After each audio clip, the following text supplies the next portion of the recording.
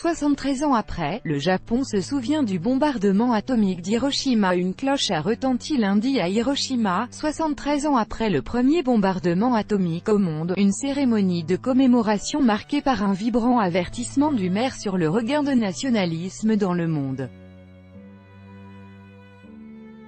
Le ciel était clair comme le 6 août 1945 quand, à 8h15 heure locale, un bombardier B-29 américain baptisé Enola Gay largua sur la ville la bombe atomique Little Boy, provoquant le jour même et dans les semaines suivantes le décès de 140 000 personnes. Si l'humanité oublie l'histoire ou cesse de se confronter à elle, nous pourrions commettre encore une terrible erreur. C'est précisément pourquoi nous devons continuer à parler d'Hiroshima, a lancé le maire Kazumi Matsui. Les efforts pour éliminer les armes nucléaires doivent se poursuivre, a-t-il insisté. Certains pays se montrent ouvertement nationalistes et modernisent leur arsenal nucléaire, ravivant des tensions qui s'étaient apaisées avec la fin de la guerre froide, a regretté l'élu. Le Premier ministre, Shinzo Abe, a adopté un ton moins tranché, dans un discours laissant une nouvelle fois apparaître les contradictions japonaises sur ce sujet des armes nucléaires.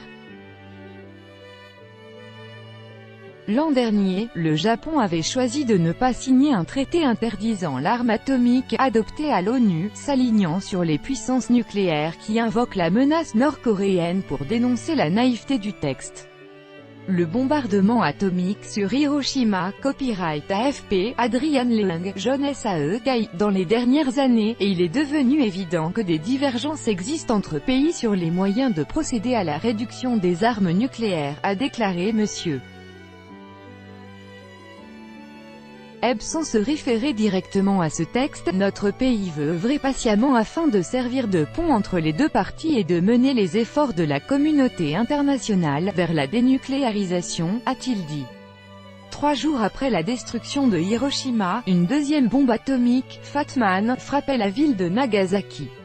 Le 15 août, le Japon annonçait sa capitulation, qui ouvrait la voie à la fin de la Seconde Guerre mondiale.